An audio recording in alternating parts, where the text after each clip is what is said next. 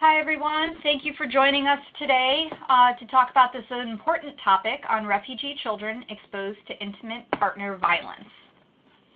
I have a few housekeeping items before we get started. First, we will be recording and archiving this presentation, and all participants will receive a follow-up email with a short evaluation, a link to the archived recording, and a copy of the PowerPoint slides.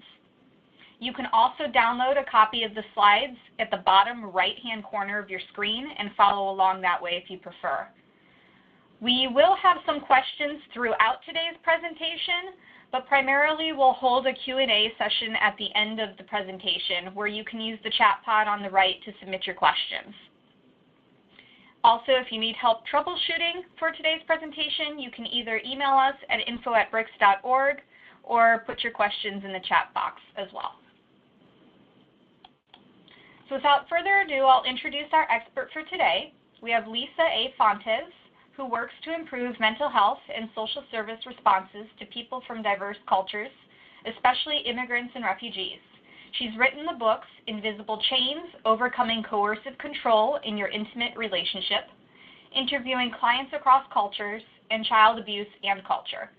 She co-authored the BRYCS curriculum on preventing child maltreatment for unaccompanied minors in federal facilities, and she's a senior lecturer at the University of Massachusetts.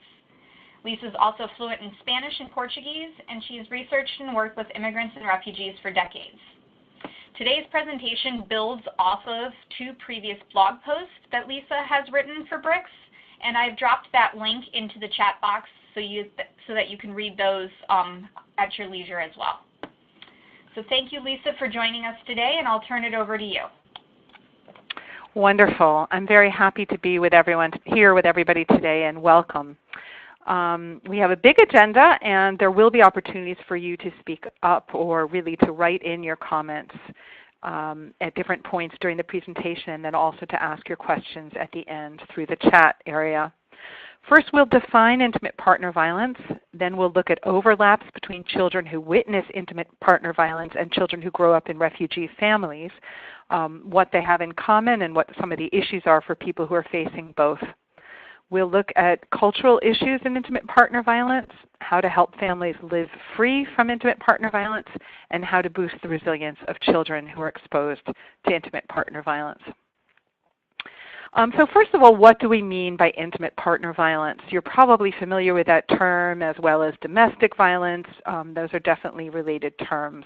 First, let's talk about gender. Most people who are victims of violence by their intimate partner, and by their intimate partner we mean a spouse or a boyfriend-girlfriend, somebody in a dating relationship even, most of the people who are victimized are women, and they are mostly victimized by men. So most of the time we're talking about men hurting their wives or their girlfriends.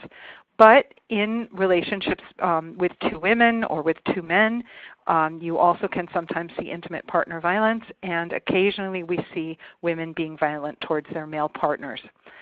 So even though the problem mostly affects women as victims and men as perpetrators, it's important to say it can go in other directions as well. We're talking also about more than just physical violence, and we'll be looking at that quite a bit during this presentation. Sometimes you'll see what looks like two people fighting with each other, and so then you need to ask, is this mutual violence or is one partner really dominating the other? Most of the time, one partner is dominant and the person who's being victimized strikes back. So let's say a woman is being pushed against the wall and held by her neck. She may try to kick, she may try to scratch, and he may even end up with bruises or scratches. But it's important to also look at what else is going on in their relationship day to day, who's doing the controlling and who's making the decisions. In some instances, maybe about a third of the time, there is some mutual violence. Meaning the violence is going in both directions. Even in those situations, women are much more likely to be injured than men, in part because men are usually larger than their female partners, usually stronger and more used to fighting, and women tend to use violence defensively. However, sometimes women even kill their male partners, and most of the time when a woman kills her male partner, it's because she's been abused for years. And most of the time when a man kills his female partner, he has been abusing her for years. I should have said this before, but I'll say it now. These are really heavy topics that we're looking at, and so please take care of yourself as you watch this presentation. If you need to take a deep breath or get a glass of water, a cup of tea, or hold your friend's hand or whatever, that I understand.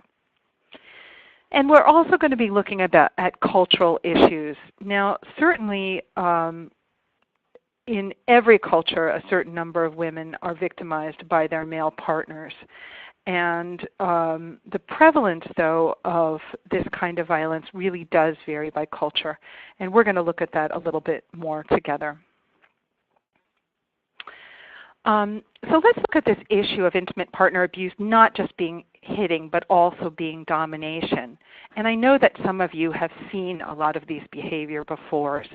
So coercive control is the term that's used these days to describe everything that happens between assaults. So if a partner kicks his female partner on January 1st and then punches her on August 1st, we don't assume that nothing happened between January 1st and August 1st. Probably a lot happened, but it might not have involved bruises or physical violence. Some of the other things that might have happened are isolating. So the abuser keeps the victim, and I'll use that word sometimes and the word target sometimes. The abuser keeps the victim at home, won't let her go out, cuts her off from her friends, maybe moves her to a place where she doesn't know anybody, won't let her use the telephone, won't teach her how to communicate in her new country, perhaps.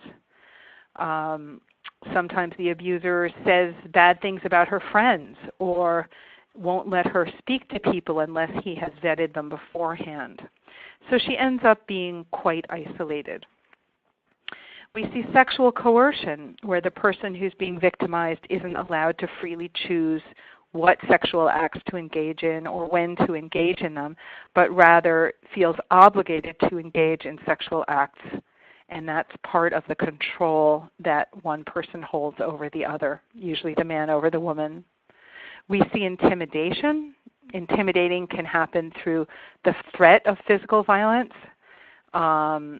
either something as obvious as raising a hand as if to strike the victim, or just sort of standing up, stomping, throwing things, slamming doors, kicking walls, punching walls, breaking objects that are precious to the victim.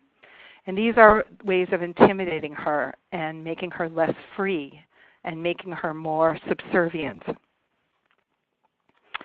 more submissive. We certainly see economic control as a form of intimate partner abuse. So if the abuser, whether the abuser is earning the money or whether the victim is earning the money, the abuser controls the money. Maybe her entire paycheck goes to him. She may be given a very small allowance with which to buy the food for the house, let's say. She may not be able to make the purchases that she needs for her life. Could be something as sanitary products or even expenses that involve the children or involve her well-being. And part of his control is that she's not allowed to touch the money. We see punishing. So when when the abuser perceives that she's done something wrong, she's punished almost like a child. Now, in healthy relationships, there's no punishing. One partner might say to the other, "Oh, I wish you hadn't done that. That hurt my feelings," or, "That makes me feel bad," or, whatever. Expressing disappointment. Okay, that's reasonable.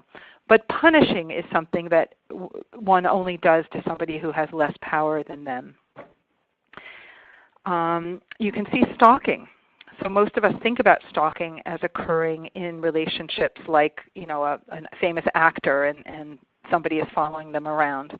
But you also see stalking even when a relationship is ongoing. So let's say a woman's husband follows her around, makes her send a photo of where she is from her phone every half hour. Maybe she's not even allowed to close the door when she uses the bathroom. She's not allowed any privacy. He may be stalking her online. We see degrading. The person who's being victimized called names, told she's stupid or ugly or fat or will never make it in this country. Maybe her ethnic group is insulted. She may be forced to engage in humiliating sexual acts. We certainly see physical violence, and that ranges, and we'll be talking a little bit more about that, so I won't say much right now. We see manipulation, so the abuser may lie, say, yes, I filed for your citizenship, but they haven't, or yes, I paid for the mortgage, but actually they've been using the money to gamble. There are many other forms of manipulating, maybe telling her family members, she's crazy. She's really, gone off the deep end. And then her family members start looking at her strange, or her friends start looking at her strange. I know women who've been drugged by their partners without their knowledge, told this is a vitamin, you need to take it, and they take it obediently. And then they can't really think clearly because they're taking the drug. Controlling through children, which we're going to look at more, so I won't say much about that right now.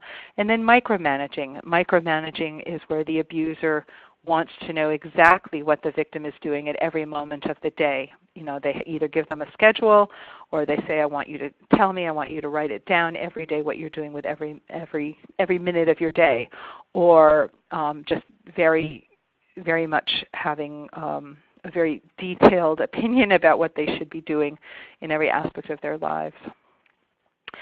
So intimate partner abuse consists of many different forms of abuse.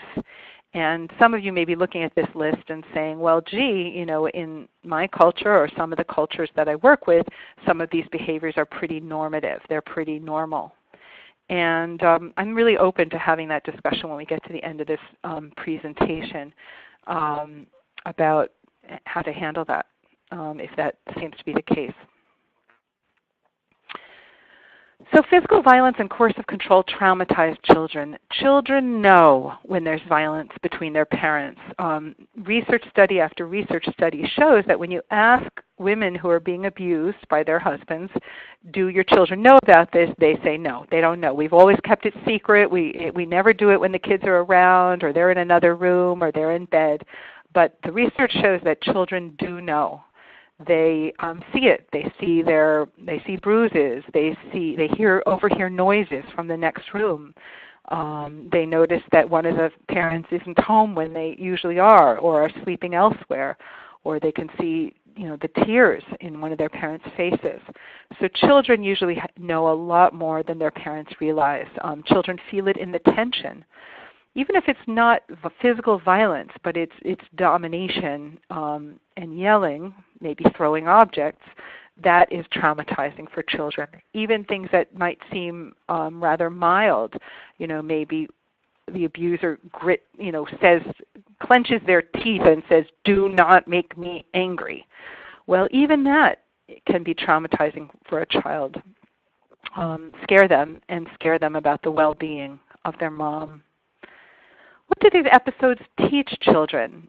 There really is a hidden curriculum. So when they see the tension between their parents, when they see one person dominating the other, they're not learning lessons in harmony and cooperation and collaboration. Instead, they're learning that the person who is bigger or stronger or angrier or more violent gets their way. They may be learning that the best thing to do is to bow down your head and hide and run, or do what somebody says, or they may be learning it's better to be the dominant person. And more commonly, but not always, of course, boys will identify with the abuser, who's usually but not always the man, and girls will identify with the person who's being victimized, which is usually the women. And then what you see is that boys who see their fathers getting their way by yelling and throwing things, they may yell and throw things when they get to school. They see their father push at home, they may push in the playground. because they've learned that that's how to get their way. 95% of domestic violence assaults are mild. In other words, most of the violence that occurs doesn't involve broken bones. Most of what occurs involves grabbing, pushing, slapping, pinching, squeezing, things that may sound mild from the outside, but there are often dozens of little episodes like this a week. And they really add up. They really add up to a feeling of being unsafe and at risk. They add up to trauma, and we need to pay attention to them. They are serious. And a lot of times people will minimize that. So if you ask a woman, let's say, if she is hurt by her partner, she might say no. And then if you say, well, what happens when he gets angry? She might say, well, he never really hurts me, but, he grabs me too hard in my arm, or sometimes he pushes me against the wall, and so it's important to acknowledge that these small assaults matter. So I made a little diagram here of some of the overlap, and actually there's more because you'll see intimidation on both sides, but some of the overlap between being exposed to intimate partner violence and growing up in a refugee family. And certainly it's not all true for all refugee families, but let's just take a look at this together. So some of the characteristics of families with intimate partner violence include intimidation. So children are seeing usually their mom be intimidated, but they're also often intimidated themselves, because usually a man who intimidates his partner also intimidates his children. So they feel threatened. There's unpredictability in families with intimate partner violence. At any moment they could come home from school and there could be an explosion. There could be broken objects. They are worried that when they get home, maybe their mom won't be okay. Maybe they'll be shuffled off to a neighbor's or to their grandma's house. So can be a lot of unpredictability. Sometimes the abuser uses substances. Sometimes the victim uses substances, which adds to the unpredictability. They're learning how to be aggressive because that's what the abuser is modeling, and they sometimes copy those models. And there's also greater risk for child abuse in families with intimate partner violence. Both the abuser is more likely to abuse their child, and someone who abuses his partner is more likely to abuse his children, but also women who are physically abused by their partners are more likely to abuse their children as well. Sometimes they're trying to get the children to be quiet and stay out of the path of the abuser. Sometimes they're just stretched to the limit and their patience is worn out. And sometimes just violence has been made a norm in that family, and so everyone could benefit from a reduction in violence. Moving over to the other side, some of the characteristics of refugee families, and again, not all refugee families, it depends on a lot of factors, but grief, almost universally, they are grieving the loss of their home country, their networks, their family members who have passed, their professions, their languages. I mean, they have lost a lot, usually through the transition. Often they feel intimidated in their new country. They can't walk through the streets with confidence. They may have greater physical safety, but they are no longer in the majority in the places where they live, and that feels pretty bad. A lot of times there are language issues. If they don't speak English, or their English isn't good, or it's heavily accented, they may have trouble communicating with people around them. Even if you speak English pretty well, if it's not your native language, if it's not the language of your heart, of course, as you know, that leads to a great deal of stress on a daily basis. There's often culture shock. People's clothes are different. Their ways of relating are different. Expectations are different around a whole range of issues. I don't have to tell you all that. You're the experts on that. They often have a lack of resources in their new country. I'll never forget when I visited a Somali refugee family that I was sponsoring, and stopped by their house and took a peek in their refrigerator, and there was absolutely no food. And their food stamp card had expired and the paperwork was under the sofa, and they simply had no food for their 5 children. And unfortunately, as you know, this kind of thing can happen all too much. People may not have clothes for the winter and so on. So that leads to a lot of stress and discrimination by the larger society. So the places where those overlap are feelings of intimidation, families being overwhelmed, both by intimate partner violence and by refugee status. There's a lot of stress from intimate partner violence and refugee status, a lot of fear, different kinds of fear in each case, but fear in both cases, trauma, and isolation. So there is a lot of overlap in some of the things that stress out refugee families and families with intimate partner violence. And if you have both refugee status and intimate partner violence, that's a lot of stress for children to handle. Some symptoms of intimate partner violence exposure overlap with symptoms of refugee trauma, such as traumatic arousal, which in children can look like difficulty sitting still or problems sleeping.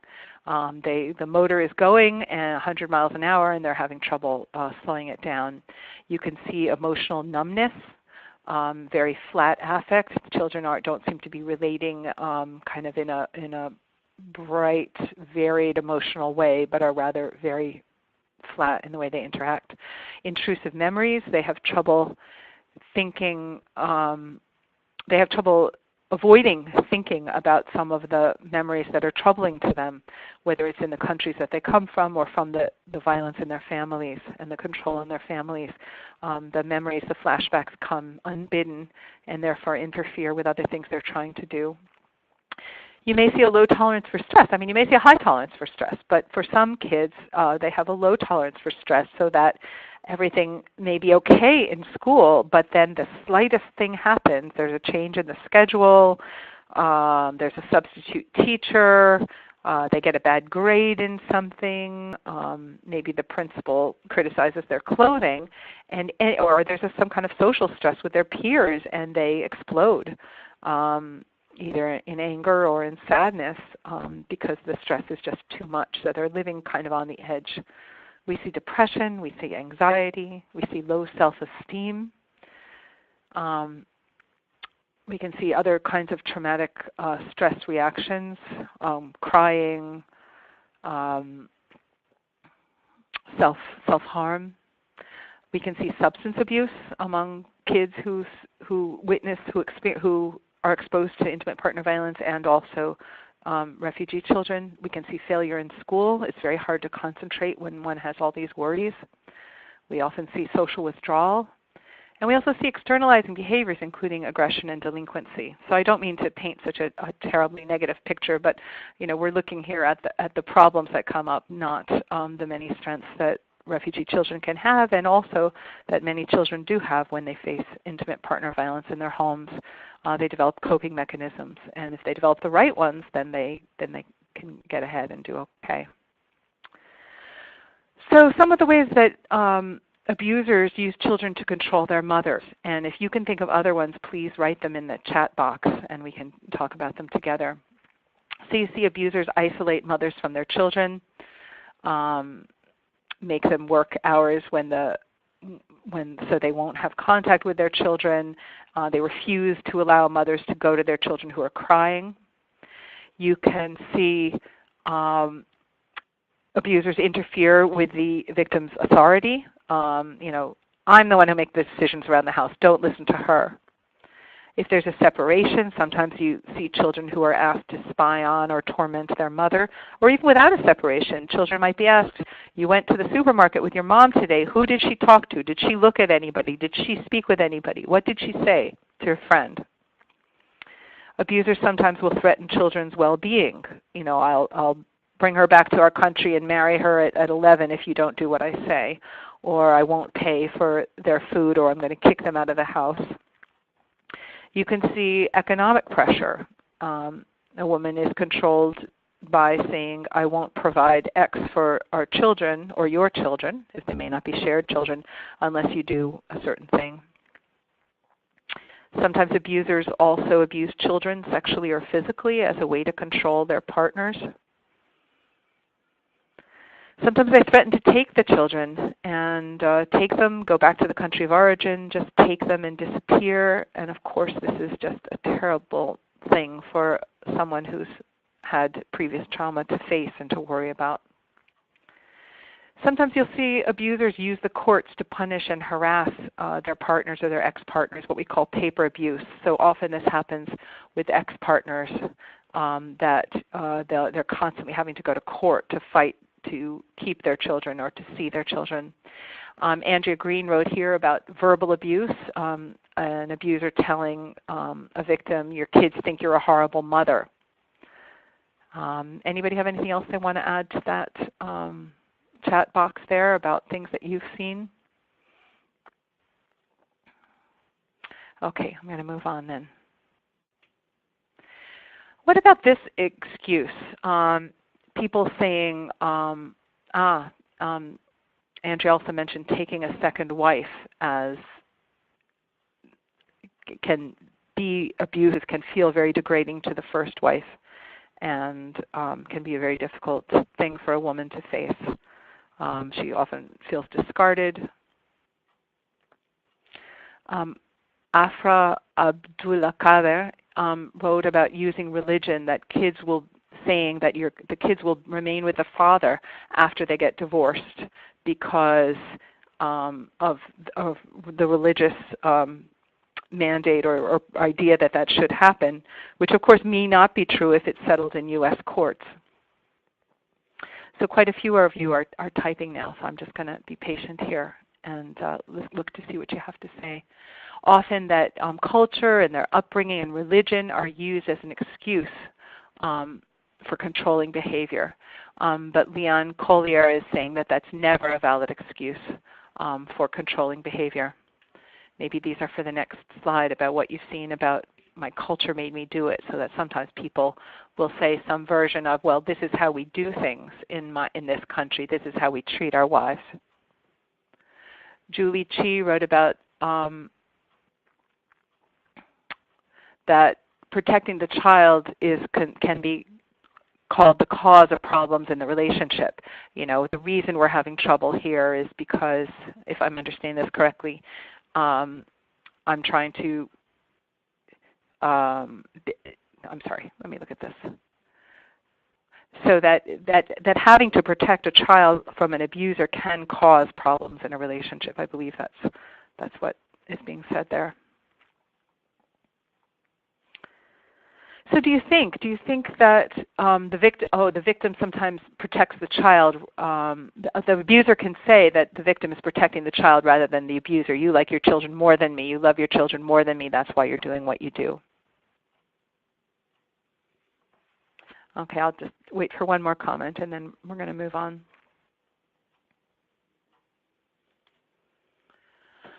Okay. That sometimes child protective agencies are called in, and I'm not sure what is meant by that in terms of if they're being called in unnecessarily, or the threat of calling them in is used to control a partner. If you don't do what I say, I'm going to call Child Protective Services on you, and then you're going to lose your child. And certainly we do need to educate Child Protective Services about people from different cultures and refugees. So the notion is that abusers might call Child Protective Services unnecessarily, but giving lies about the mother being an unprotective parent.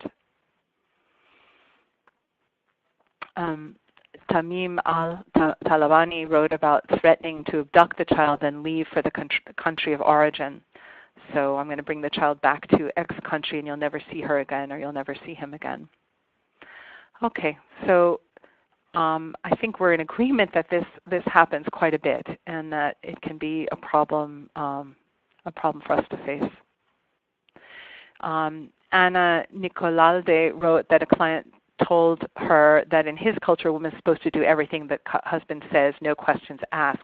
And so this can be really a dilemma if you're from a culture that's different from the client's, and the client makes a blanket statement like this, that the woman is supposed to be obedient at all times, you know, how to respond. and we're going to look at that a bit. But people have to make many adaptations when they come to the U.S., and they may not like them all. They have to adapt to cold weather a lot of times, a language they don't like, food they don't like, clothing that they don't like, and using violence to enforce obedience is not the way that things are supposed to go in this country. So what are some ways to help couples live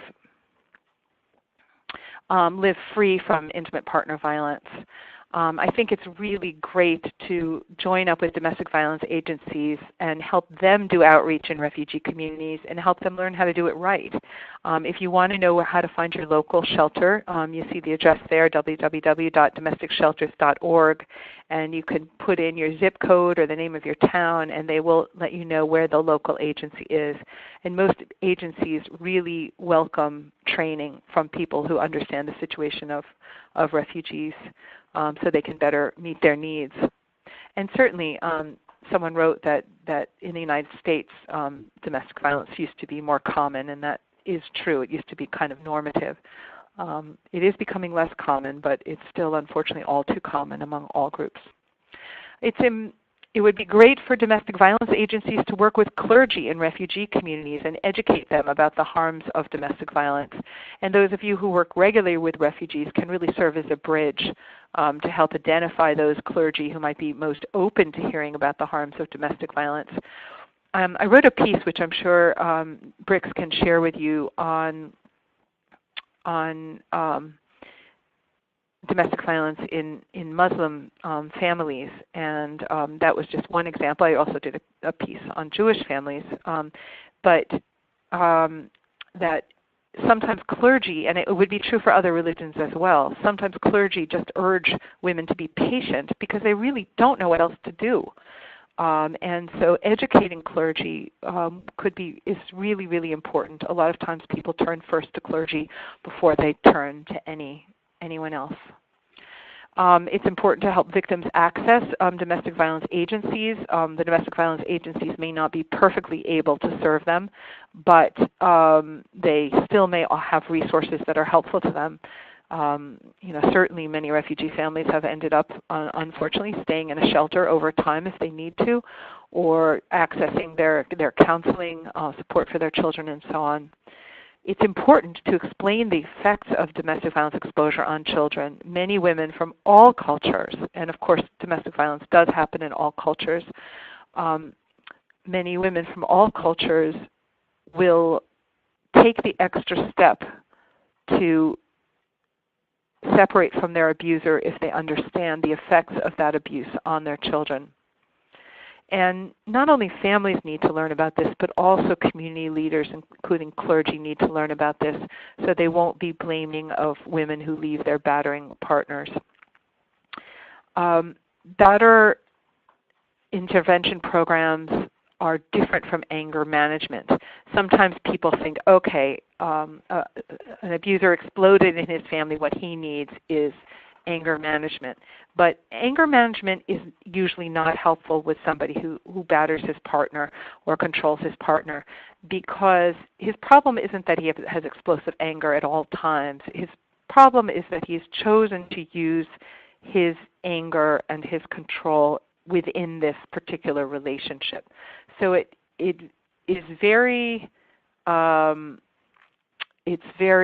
batterer intervention programs are very geared towards this particular problem.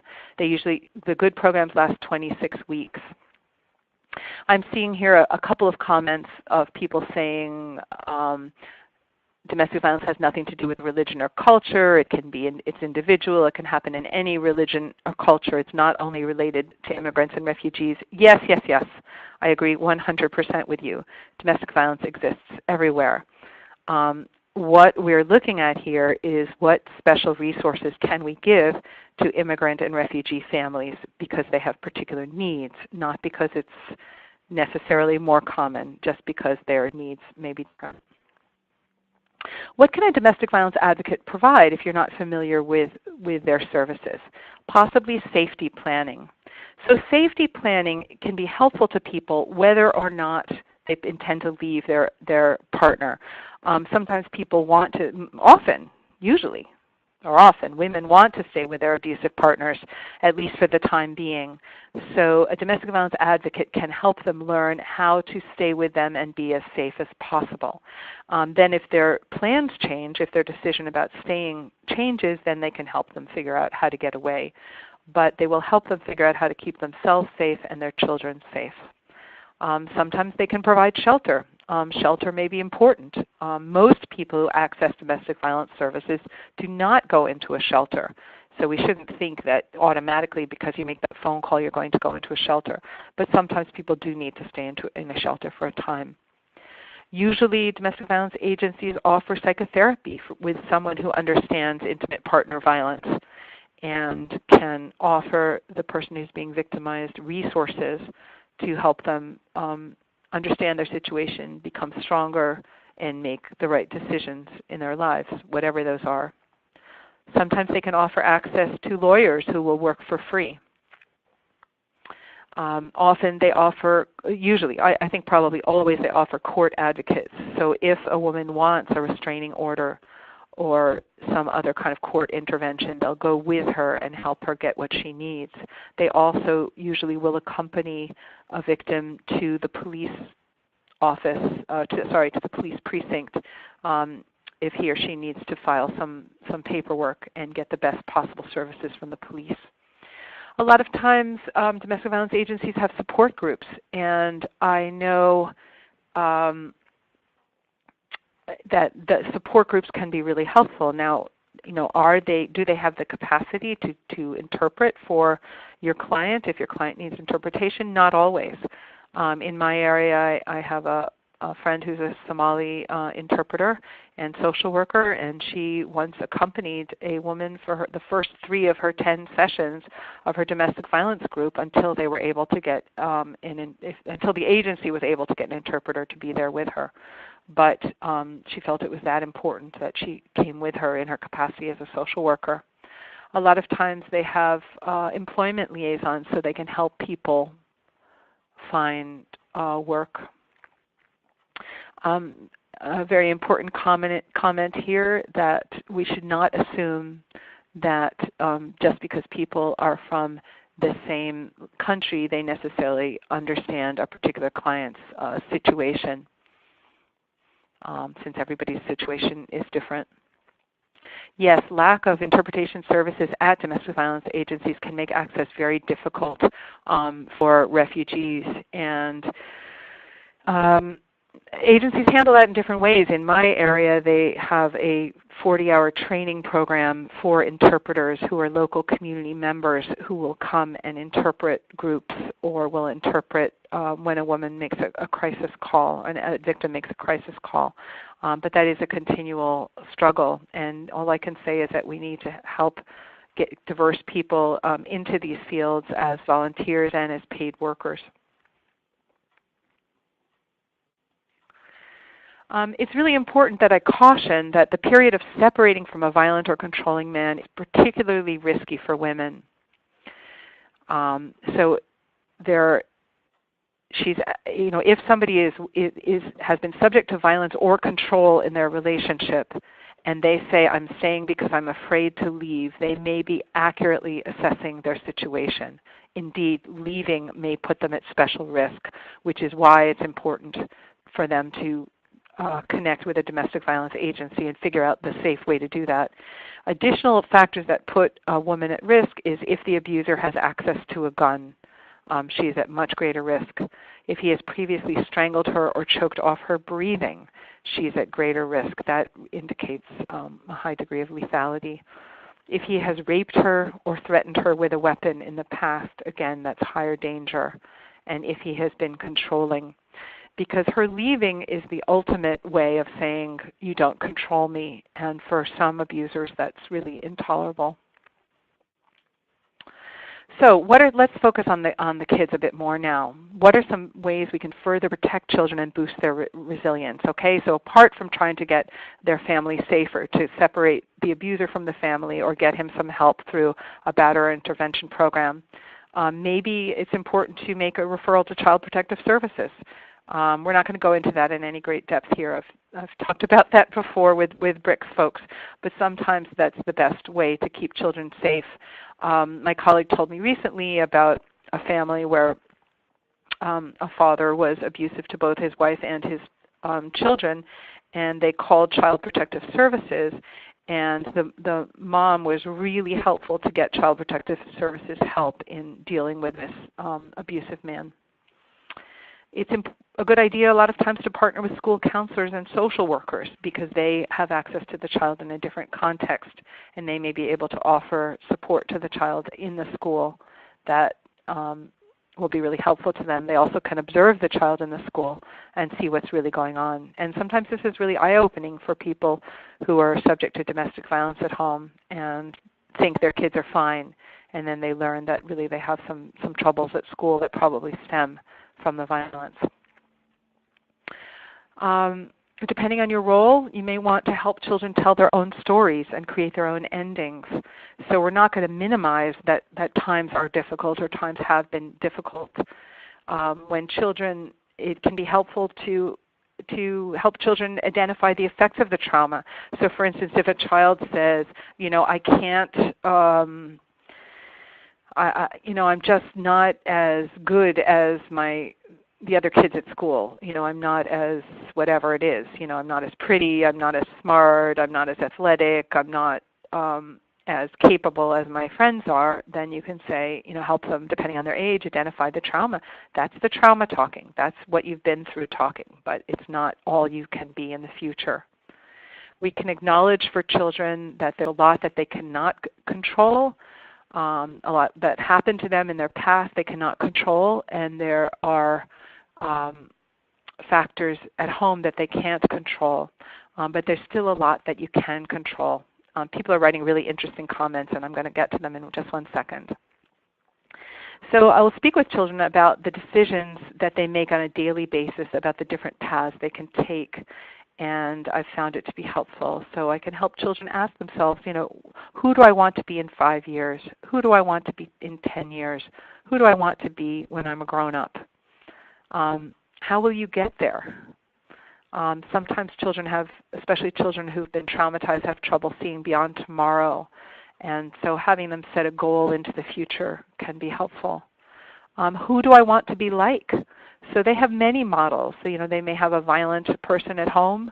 They may have some wonderful models in school or in their extended family or in their community.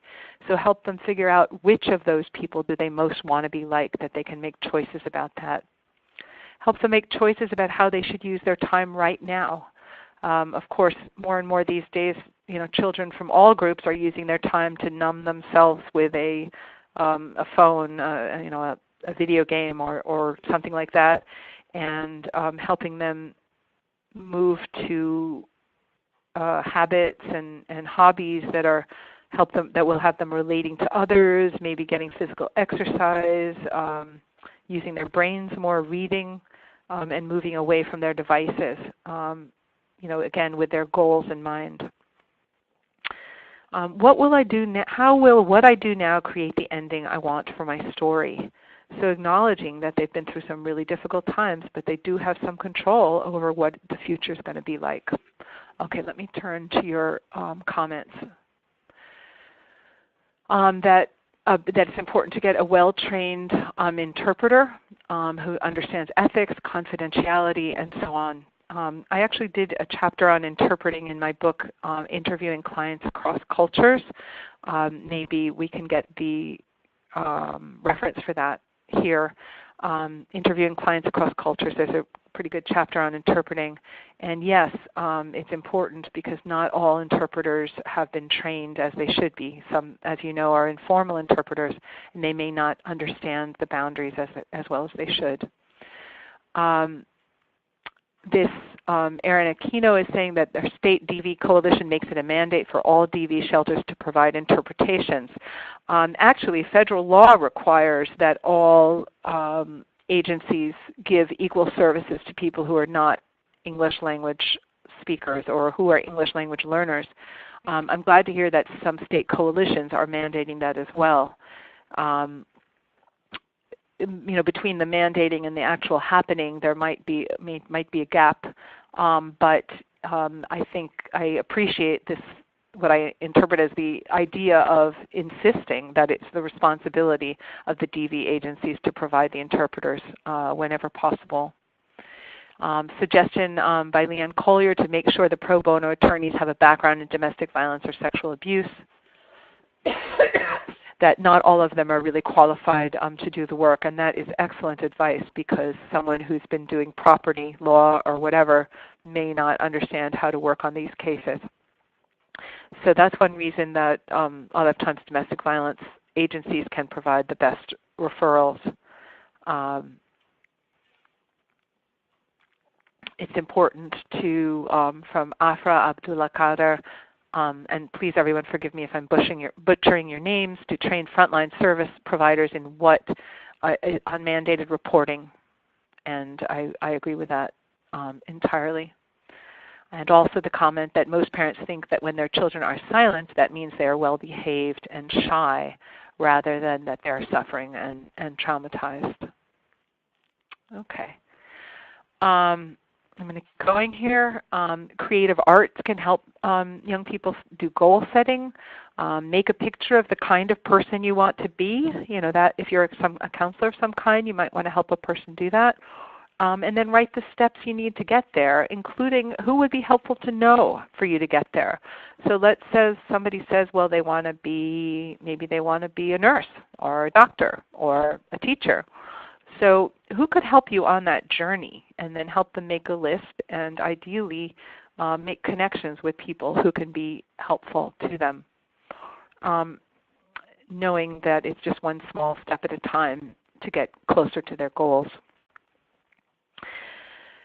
Safety first.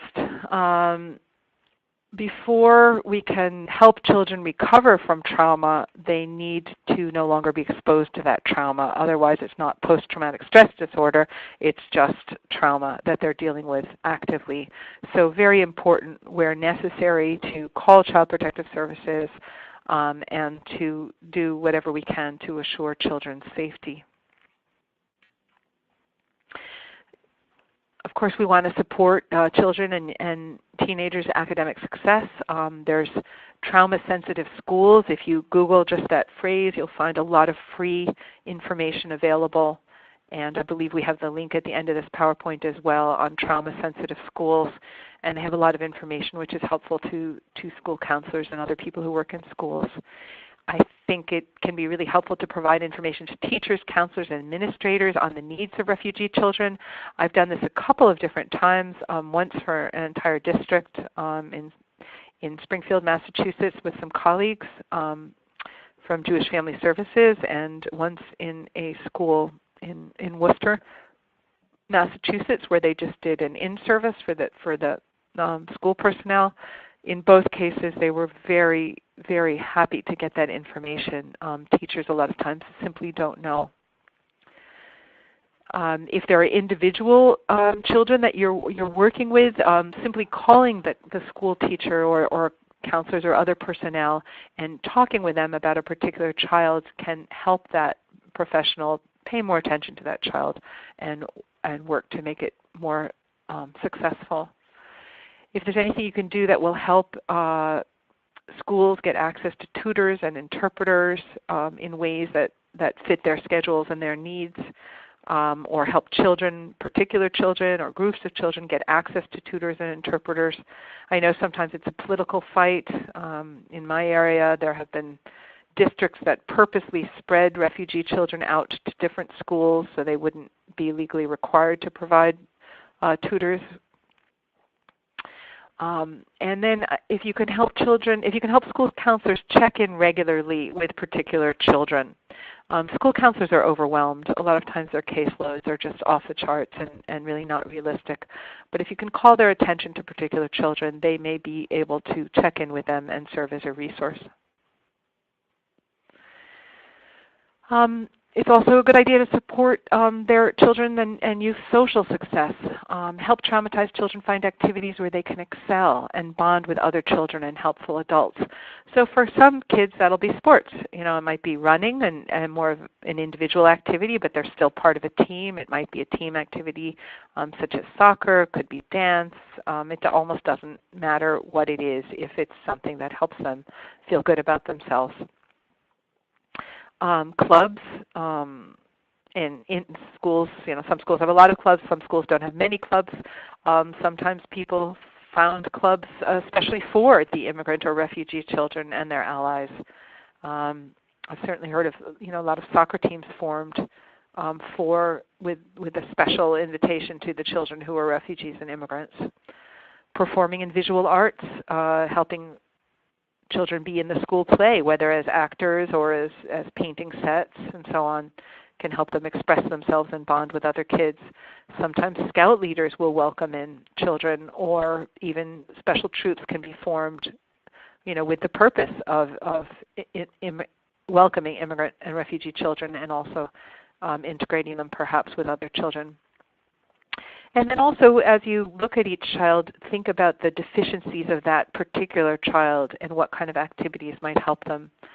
So children who are particularly aggressive might learn self-control through the martial arts or through mindfulness and meditation, or both. A lot of martial arts incorporate mindfulness and meditation. Shy children can learn social skills through sports and dance, theater, chorus, and other group activities. So think about each child and what it is they're missing, and see if you can figure out which activity might fit them best. And people are posting links, for instance, for trauma-informed schools. So that might be another term to look up, trauma-informed schools in addition to trauma-sensitive schools. We have the post about some schools using trained dogs or other animals to help children to soothe their trauma. My local school has adopted a dog, one of our local schools, a dog who's a trained trauma therapy dog and has become the school dog. And the dog is just treasured by all the children in the school. We'll visit different classrooms. When children are stressed, they can visit the dog. For children who come from cultures where they tend to be afraid of dogs, they're learning to feel okay with dogs and learn how to interpret which dogs are danger and which are not. So that really has been a wonderful resource. Anything we can do to lower stress at school, of course, is going to help children who are traumatized by intimate partner violence. They may be triggered by unpredictability, when their schedule changes, when their teacher changes, sudden loud noises, interpersonal conflict. You know, when two other kids may be fighting, it may scare them, or if adults are arguing or an adult is being particularly stern and loud with a child, that may scare them. What are some things that can help? You know, eating lunch with a favorite teacher. I know teachers are pretty busy these days, but sometimes teachers will allow children to eat in their classroom, either in a formal sort of lunch bunch way or more informally on a drop-in basis, or teachers will go to the cafeteria and eat with children who they feel need some extra support. Having a predictable sequence of class activities is usually helpful for kids. Now, a lot of preschool and lower elementary school teachers do this already. They have a sequence of, you know, circle time and sharing and so on, and children know what comes next. And often they'll go through the schedule before they start the day. At upper levels, that may not be so true, and it might be helpful to inform even middle and high school teachers that having a schedule or helping children know what comes next, the young people know what comes next, might be particularly helpful to children who have a trauma history. Reducing classroom noise can be helpful for those of you who work in schools. Any ideas that you can think of in that regard? Maybe having some carpets in some places, closing doors. Some schools have created what they call a chill space, or just a quiet room where kids can go if they're overwhelmed rather than exploding. Or sometimes children are sent there after they've exploded or had a kind of meltdown. Someone said they love the idea of using service animals for trauma, but they're concerned that if the animal were to pass, if this would create more trauma for children. I guess what I would say about that is one of the ways in which animals are helpful, pets are helpful, is helping children cope with death. So most of the time, the animals will not die in the time that the children might be in the school. But if that were to happen, then the school would need to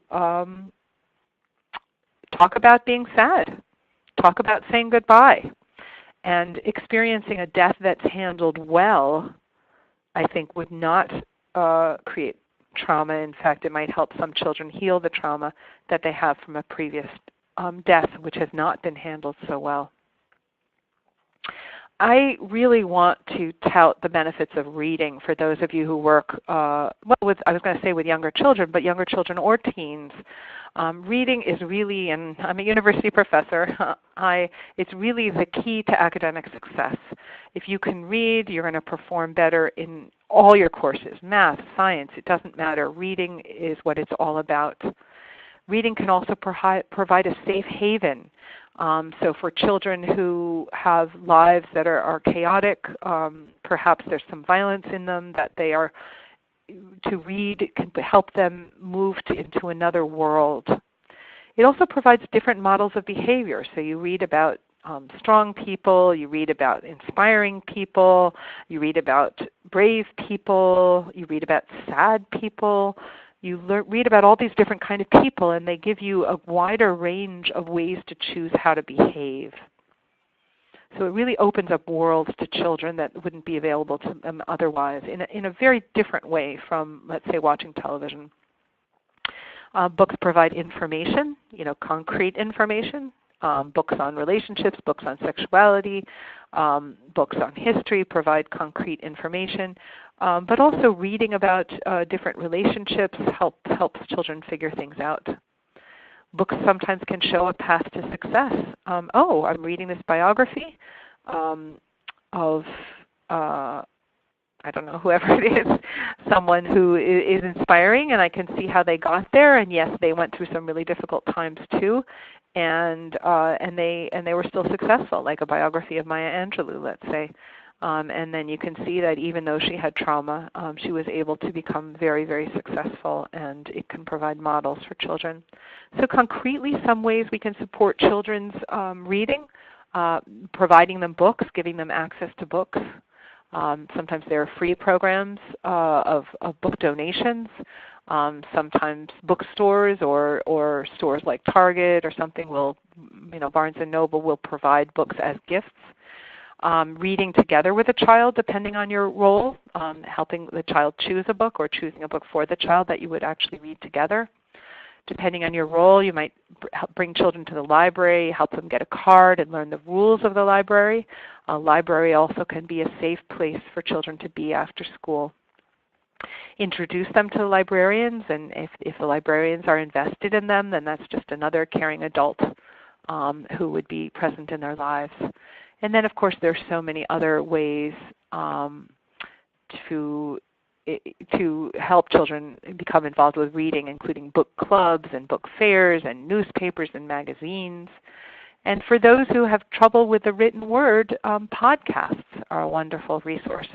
They have podcasts for children, they have podcasts for teens, and it's something they can do on their devices that, rather than being numbing, can be really educational. Okay. I'm seeing questions here about a grief and loss curriculum, and I will provide my email, and you're welcome to email me, and I can help hook you up with that. I don't have anything off the top of my head. Post that medical offices often participate in programs such as Reach Out and Read, and give books to children and families. And then, of course, storytelling is important in many cultures, and storytelling can be helpful in terms of helping children rewrite or write their own stories. Working with them on stories often can provide us insight into their lives, and also and an avenue for self-expression. We can facilitate access to counseling. Individual counseling, group family counseling, sibling group counseling can help children after intimate partner violence. Getting a group of siblings together to talk about what they've been exposed to can be surprisingly powerful. It can be accessed in school or in the community, depending on what resources you have available in your community. Mutual support groups for children exposed to intimate partner violence are really helpful. A lot of times children think they're the only one, they think they're responsible, and many shelters offer these kinds of support groups. So by going to domesticshelters.org, you will be able to access your local shelter and figure out what they offer. Helping children participate in more general groups can also be helpful. So some school counselors will offer groups, or school psychologists will offer groups in whatever, in growing up or in peer relationships or social skills, and they can also be helpful to people who have experienced trauma. And then there are certain modalities of therapy such as EMDR, trauma-focused cognitive behavioral therapy, and a couple of others which are proven to work with children and help them with trauma. And then the general support that we can offer, providing children with a shoulder to lean on, someone tell about their days if their parents are overwhelmed just by life in general or life as refugees in general, or with violence. So just having somebody tell what's going on in their lives can be really important, whether that's through a meeting, which obviously is ideal, or a phone call, or even a text, sharing some text depending on your job if that's allowed. Help them navigate their multiple cultural worlds. My mom wants me to do X, my friend wants me to do Y, I don't know what to do. And those of us who stand on those borders between worlds can sometimes provide some advice about how to navigate that. We can also provide modeling of nonviolence. So it's very important for adults in children's worlds to show them that if we're angry, we don't have to yell, we don't have to act violently. We can use our words to change our worlds, and that models that practice for them. We can give them advice about decisions. What should they do? They're thinking of dropping out of school. They don't know what to do over the summer. Even in terms of what classes they should take or what friends they should hang out with.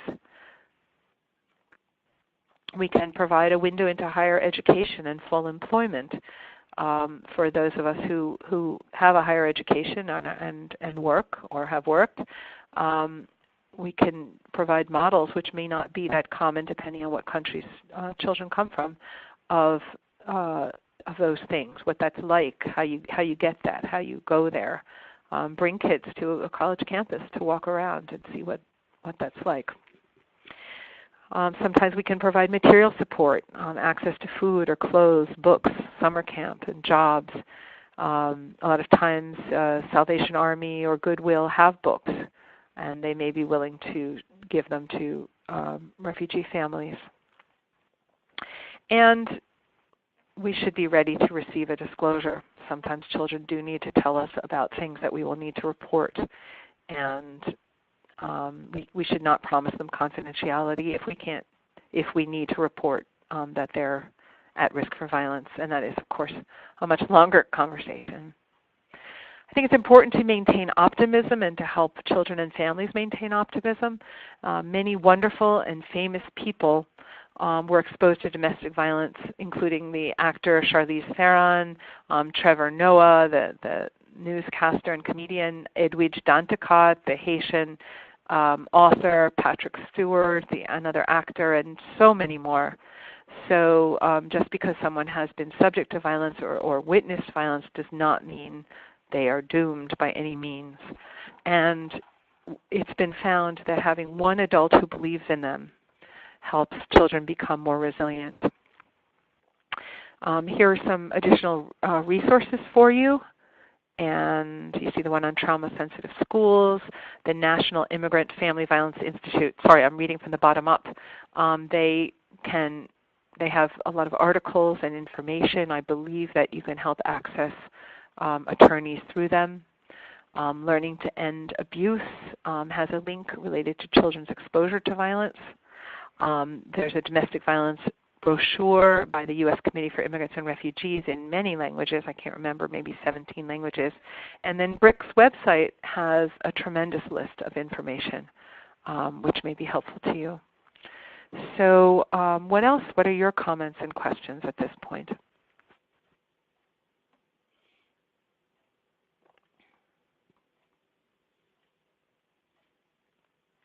Okay, people are asking for my email address, and how do I write that in here? Well, that's the BRYCS address, and my own personal email address. I don't know if I type it in here if it's going to show up. It's lfontes@rcn.com. I'll say that again, lfontes@rcn.com.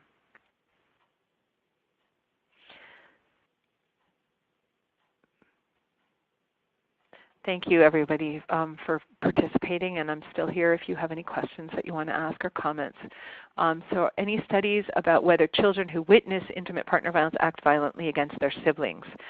Wonderful question, and I'll extend that a little bit more to answer the other question, which is, are children who witness this at home more likely to be in violent relationships as adults? Yes, when there is any form of violence in the home, there is more likely to be other forms of violence in the home. So when an adult uses violence to punish their children, hitting children, spanking them, kids are more likely to hit each other. When there's violence between the two adults in the home, yes, children are more likely to use violence with each other as well. So the hidden message when an abuser hits his partner is that violence is okay in the home. When adults hit children, that's the same message, that it's okay to hit people you love. It's okay to have violence in the home.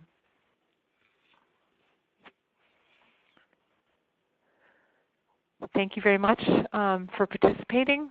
If there's any more questions or comments, I'm really happy to hear them, and I really appreciate everyone who participated and everyone who attended this webinar. Thank you so much to BRYCS for providing these wonderful resources for all of us. Here we have a comment. If there's no father, the oldest son abuses the mother and the siblings, but the mother won't admit it? Well, in this case, it sounds like the oldest son is acting as a caretaker to the children, and so Child Protective Services could still possibly get involved. I think it would be really important for the mother to be informed of the effects of that abuse on the children, that they're still witnessing trauma, they're still being subject to violence, and that that's been found to have very similar effects to a violent parent. And so I would work with the mom in very similar ways here. The mom can still go to a domestic violence agency and seek help. Thanks, Lisa. We do have a question here about providing certificates for the training. Although we don't provide CEUs, if you would like a certificate, you can certainly email us at info@brycs.org with your full name, and we can create a certificate for you.